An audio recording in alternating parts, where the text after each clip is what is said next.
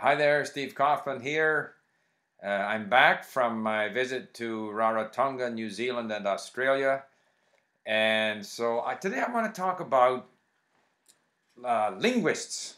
Linguists, because that always generates a lot of controversy. People criticize me for calling speakers of many languages linguists, even though that's the most common definition in the dictionary. Most people don't know the meaning of the word polyglot, or the people that I speak to.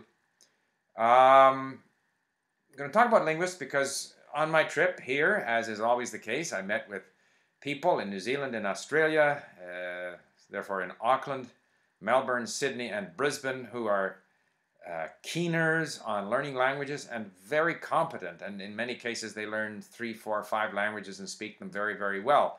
Some of them have a monolingual background. Some of them were born into a situation where they heard many languages. It doesn't seem to matter. The overwhelming factor of success is their enthusiasm and their interest. Now, in that regard, I want to mention, if we're talking about linguists or polyglots, or for that matter, hyperglots, I want to refer back to the book that I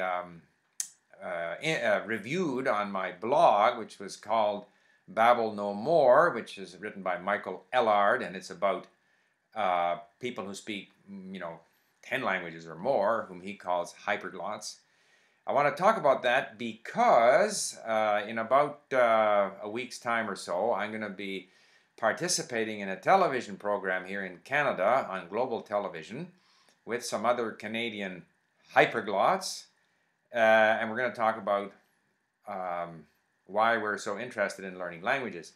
So kind of to prepare myself for that, I have been listening to the Polyglot podcasts, and I'm going to post, this is an initiative of Claude, David Mansoure, I remember his name, pardon me here, and it's Claude I don't want to mispronounce his name, but I think it's Cartigenese. He is the person who put together this book, which is a compendium of the stories of different polyglots, whom I call linguists, but I accept the word polyglot. And David and Claude interview people who are in fact polyglots, and there's a real sort of all-star cast here of people that they have interviewed. Moses McCormick, Dr. Peter Brown, Kathleen Herons, Susan Zarajski, Robert Bigler, Richard Simcott, and Luca Lampariello, or Luca, with whom I had those conversations that you may have listened to here at my channel at YouTube. Well, I'm going to be talking to Richard Simcott this Sunday, and we'll probably speak a little in English about language learning and in one other language. I've asked him if we can talk in Russian, because when I did my previous discussion with Luca, we started running out of time because we were speaking all of these languages one right after the other, and I had to run off to watch my grandson play hockey, and so I started getting more and more anxious, and so I think we kind of compressed each language to fewer and fewer minutes, and the Russian and the Swedish and the Chinese kind of got short shrift. So I might just start out with, if Richard's okay, I know he speaks a number of Slavic languages. I'm not sure whether he speaks Russian. We'll see what he wants to do. I'm easy on that score. There was a criticism that us polyglots or linguists only ever talk about language learning in these different languages, and they would like us to cover other ground. So again, it's up to Richard, but we will find a common language, whether it be Russian or some other language, and maybe talk about some other subject. We'll see how that goes, and I think with Richard too, we'll probably go 1 or 2 languages a week rather than trying to do them all at once, because it gets a bit tiring after a while. 1 hour on Skype, it gets a bit tiring. So that's coming up, but in preparation, to some extent in preparation for my discussion with Richard, and also in preparation for the television program next week, I have started listening to these podcasts, the Polyglot podcasts. They were also mentioned at our forum on Link. So I must tell you, they're very, very interesting, and I recommend that if you have the time, listen to them. Now, they're fairly long, so what I do is I download them and I listen to them in my car. I had to drive downtown today, and so I got a fair amount of it, in me while driving, and then around the house, rather than listening to Russian or Czech while doing the dishes. I listened to Richard Simcott and Luca Lampariello here.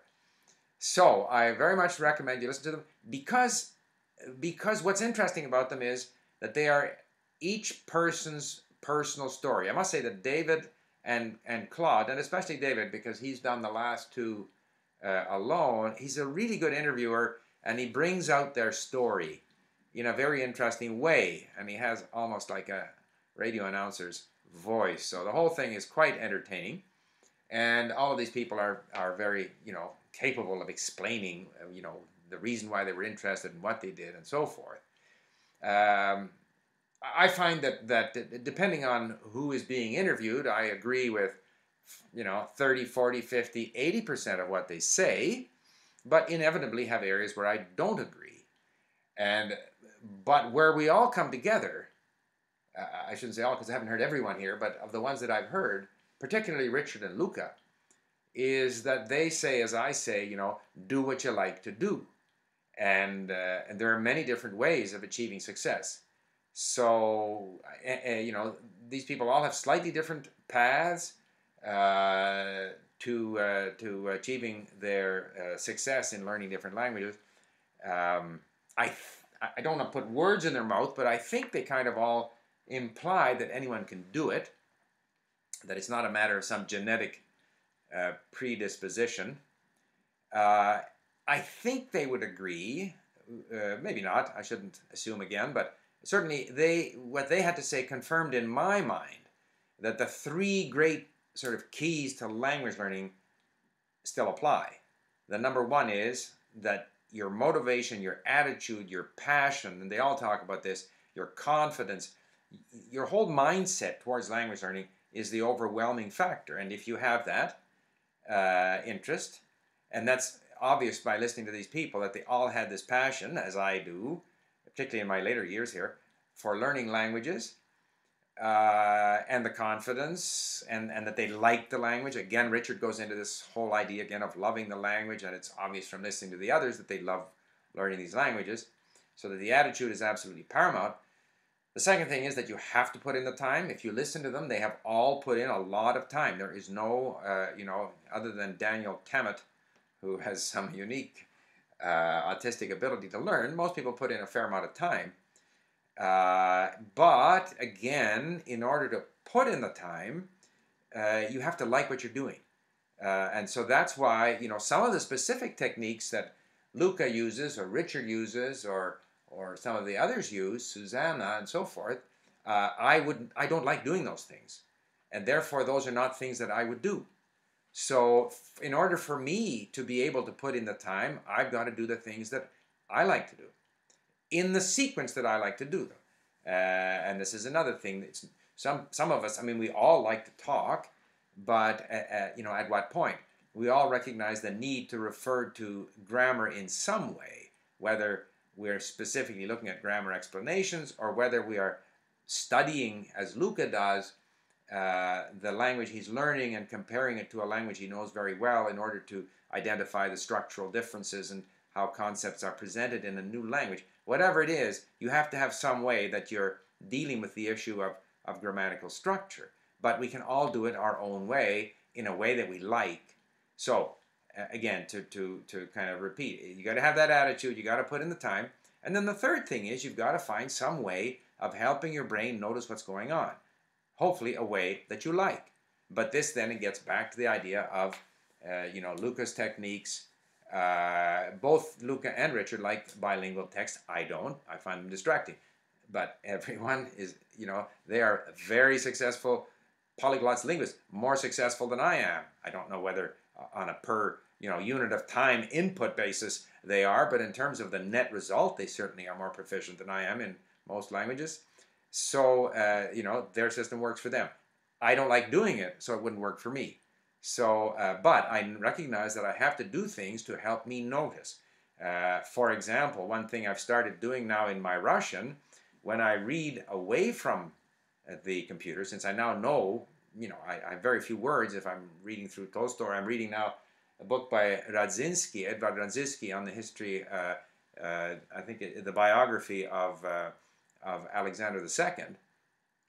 I go through there and I have decided to give each case in Russian a number. Nominative is 1, accusative is 2, genitive is 3, dative is 4, instrumental is 5, and the prepositional case is 6. So I write in a little number, 1, 3, 6, right above the nouns and adjectives. And if it's plural, I write it twice. What does it do? It forces me to think about the structure. It forces me to get a grasp not only of that specific adjective and noun, but of the overall way these things work. I understand it in principle, I have for many years, but I have trouble nailing them down when I'm speaking. I regularly make mistakes with my cases. So I'm now forcing myself to pay attention to them. So this is, again, a way to increase our ability to notice.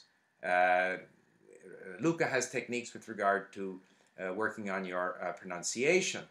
Obviously, you have to notice, you have to hear the pronunciation, otherwise you can't imitate it. So, again, in listening to these, I recommend that you listen to them. I've enjoyed them, and they have only confirmed me in my belief that the big three, attitude, time on task, and improving your ability to notice, are the keys, and that the way we do that can vary from individual to individual. And yeah, there we are. And the polyglots, linguists are all over the world. Everywhere I go, I meet them. And it's not something that we are born with as some kind of a genetic gift. It's very much something that we're all capable of doing. So thank you for listening. And if you have any specific subjects that you would like me to raise with Richard Simcott when we speak on Sunday, please let me know. Bye for now.